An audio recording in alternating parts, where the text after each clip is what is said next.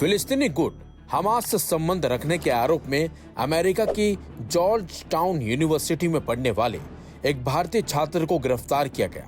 बदर सूरी नाम के इस छात्र पर DHS यानी कि US department of homeland security ने आरोप लगाया कि उसका फिलिस्तीनी गुट हमास से संबंध है। इसके साथ साथ बदर सूरी पर सोशल मीडिया पर हमास का प्रचार और यहूदी विरोधी बातें फैलाने का भी आरोप लगा है। हैरानी की बात तो यह है कि अमेरिका की डोनाल्ड ट्रंप सरकार ने बदर खान सूरी को पहले गिरफ्तार किया और फिर धमकी दी थी कि उन्हें देश से बाहर निकाला जाएगा। लेकिन अब बदर खान सूरी को एक बड़ी राहत मिली है। जी हाँ, एक अमेरिकी जज ने गुरुवार को आदेश जारी करके उन्हें अमेरिका से बाहर निकाले जाने पर रोक लगा दी है। बदर खान सूरी जॉर्ज यूनिवर्सिटी में पोस्ट डॉक्टरल फेलो हैं। उनकी हिरासत तब हुई जब वहां की एकेडमिक जगत में यह आशंका बढ़ गई कि अमेरिकी राष्ट्रपति डोनाल्ड ट्रंप के नए कार्यकाल में रिसर्च और बोलने की आजादी को चुनौती दी जा रही है। आपको बता दें, बदर खान सूरी के वकील ने उनकी रिहाई की मांग की थी और गिरफ्तारी की निंदा करते हुए इसे टारगेट करके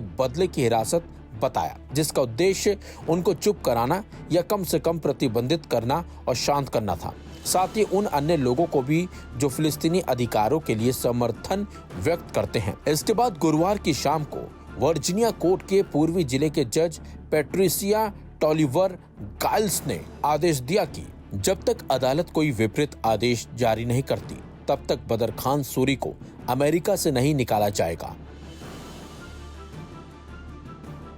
इसके अलावा बदर खान सूरी के वकील ने अदालत में दाखिल याचिका में कहा कि ना तो विदेश मंत्री मार्को रूबियो और ना ही किसी अन्य सरकारी अधिकारी ने यह आरोप लगाया कि सूरी ने कोई अपराध किया है या वास्तव में कोई कानून तोड़ा है।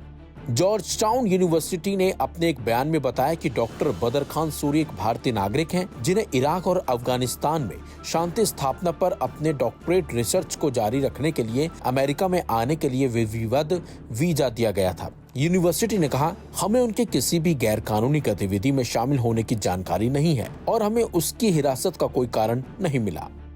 जानकारी के लिए आपको बता दें, बदर खान सूरी को सोमवार को वर्जीनिया के आर्लिंगटन में उनके घर से गिरफ्तार किया गया। होमलैंड सिक्योरिटी डिपार्टमेंट की प्रवक्ता ने बताया कि सूरी जॉर्ज टाउन यूनिवर्सिटी में एक फॉरेन एक्सचेंज प्रोग्राम के तहत आए छात्र हैं, जो सक्रिय रूप से हमास का प्रचार कर रहे थे और सोशल मीडिया पर यहूदी विरोधी भावना को बढ़ा रहे थे। हालांकि इन आरोपों से यूनिवर्सिटी कहीं न कहीं दूरी बनाती दिख रही है, लेकिन ये एक वजह है कि बदर खान पर ये कार्रवाई की गई है। लेकिन कहीं न कहीं कोर्ट से उन्हें थोड़ी राहत जरूर मिली है और ट्रंप सरकार को झटका।